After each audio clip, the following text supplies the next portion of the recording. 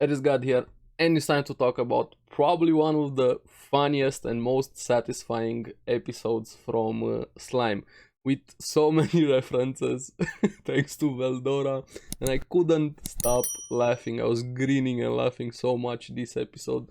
Some great reference and nods by Veldora to so many shows, and honestly, I just wanted more and more, especially after last episode. I gotta say, the build-up episodes we've had so far have been worth it, leading us to these episodes. And we have one more left. But before the last one, let's get into this one and talk about it. Now, it picks up right after the last episode with Veldora showing up there to help Rimuru. I like the reason why he was there. He didn't sense danger, or he wasn't summoned by Rimuru. He was there to satisfy his own weeb needs. He wanted the next volume of the manga he was reading. He couldn't wait anymore. And I understand that. I truly do understand that. When you get so immersed into something, you just want the next material to read it.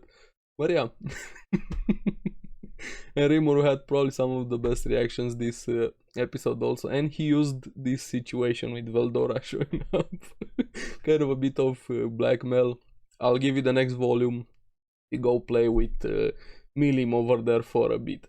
He also, Veldora said something very curious, that his brother is Milim's father. So some very big connections over there. Hopefully in the next season, if we get a next season, we're gonna explore that family side, so to say. And throughout this episode,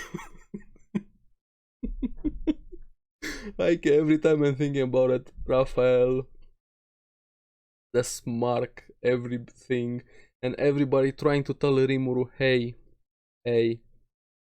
she's not control. Hey, she's not. Hey, let me feel. I love that so much. But before we get to that, we have the fox that Clayman used was actually asking for help, and Rimuru helps the fox, releases it from Clayman's control, and poor Ranga just couldn't take it. Where Rimuru was holding the fox in his arm. Ranga definitely got jealous. Small Fox was pretty cute over there with Rimuru. Hopefully he's gonna stay with them. Now Beretta was also pretty fun this episode. It was just playing over there. You know that scene in a movie where somebody dismantled a gun or something with all of the parts, cleaning it and so on. He dismantled Viola, if I remember the name, one of the dolls Clayman made. Relaxed, calm, cool, and collected. I'm really starting to like Beretta also quite a lot because of the proposition she had with for Rimuru, saying that she also wants to live with Ramirez in Tempest because of what Guy said, telling her to choose only one master, but she wants to have the cake and eat it all. She wants to serve Ramirez, but if Ramirez lives with Rimuru, this would allow her to also help and support Rimuru. And I like that train of thought quite a lot by Beretta. Hopefully we're gonna have them actually moving in with Rimuru, both of them, because I like Ramirez quite a lot. Every time she's on screen, she's so fun, especially with her reactions. They're priceless. Now, this is where I lost it instantly. We had, well, they were talking, Veldora and Milim in the background were fighting, but Veldora was pulling off Hadouken's Street Fighter moves. I love you, Veldora, I love you so much.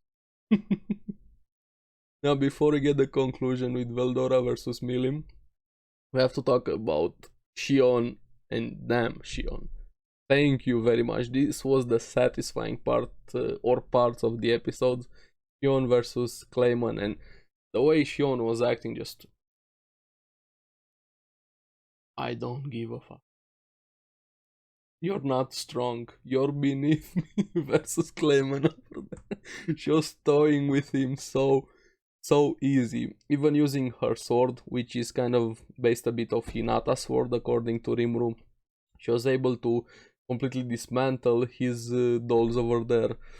He even tried his demon marionette to tie her down. Shion, this is all you got? I don't care. And the beatdown Shion gave to Clayman, it was so satisfying. And his faces, his reaction, you saw nothing was going his way. This episode definitely delivered.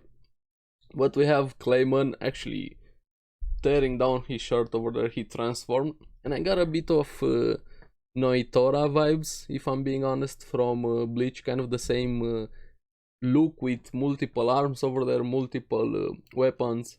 Also, speaking of Bleach, I can't wait for it to come back. But Shion again, no, I don't care. Even if you powered up, doesn't matter. I'm still gonna beat the hell out of you. And this was probably the most satisfying part of the episode. The sound kind of delivered it a lot more. The smackdown Shion put on put on Clayman felt so good. I love you, Shion. But yeah, after he got the shit kicked out of him, he sees in the background over there Veldora fighting Milim. And I lost it again. I was laughing so much when Veldora just went Kamehameha. He actually pulled the DBZ Kamehameha.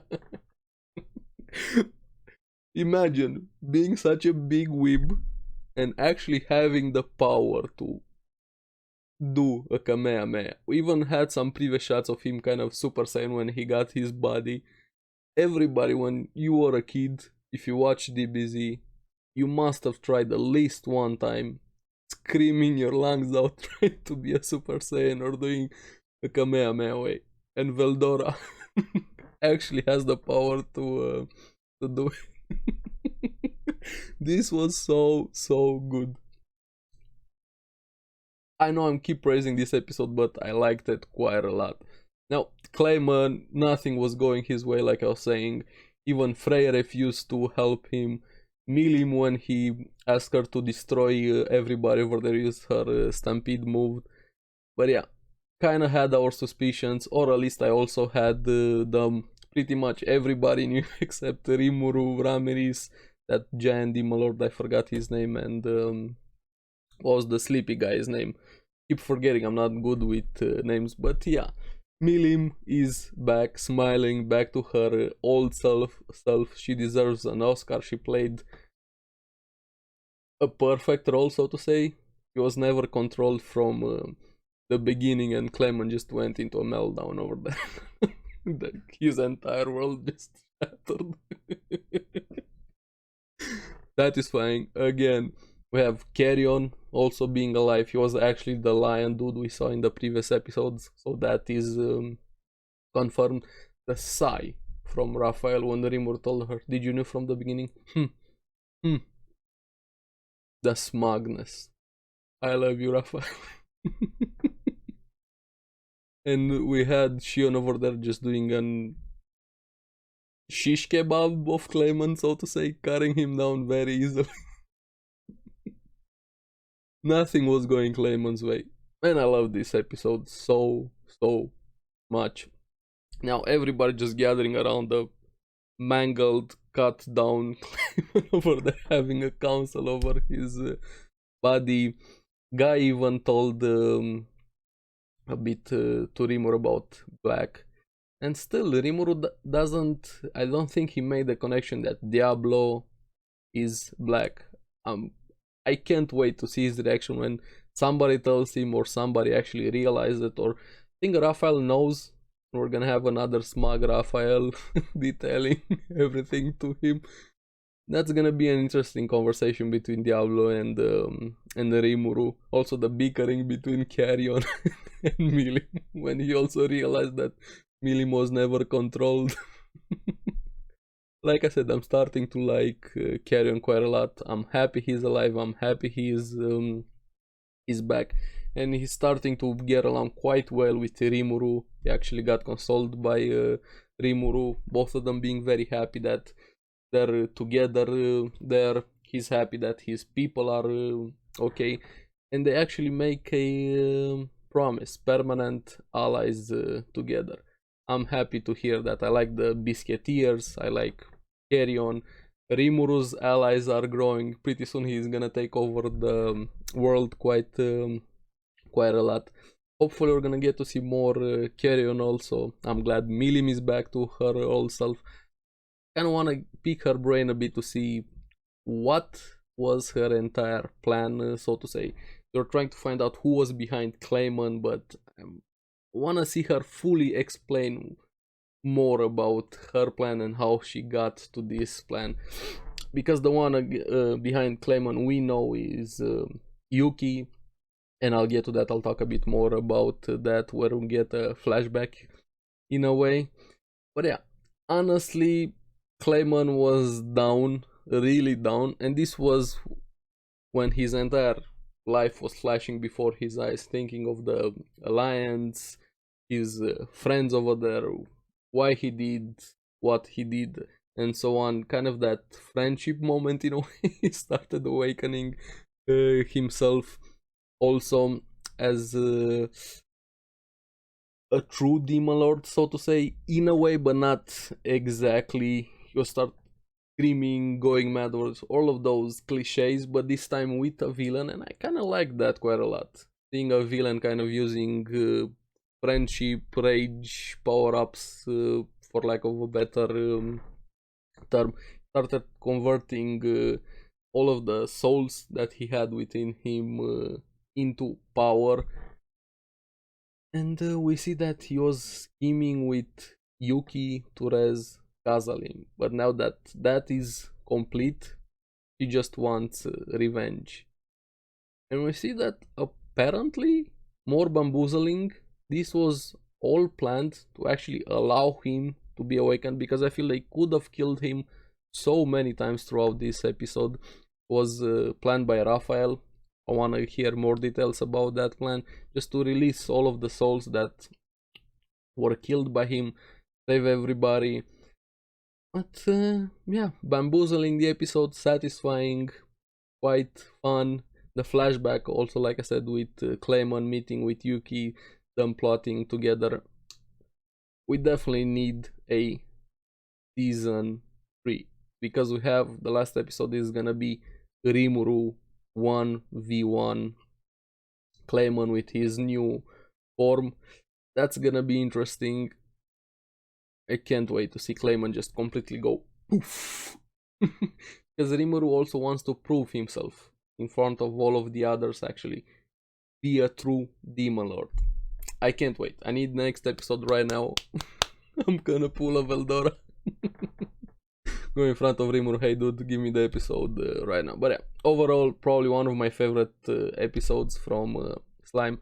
I'm curious what you guys thought about it. Please let me know down in the comments. Remember, no spoilers if you have read the source material. But yeah, overall, fun, really fun episode. I was grinning so much, and I can't wait for the next one. And it's gonna be the last one from season 2. Hopefully we're gonna get a season 3, but we'll talk more about that when the last episode airs. So as always, thank you very much for watching. Remember to like and subscribe, helps me quite a lot, and you guys get latest videos on the series that I follow. So I'll see you again on the next one. Keep enjoying slime. Bye bye.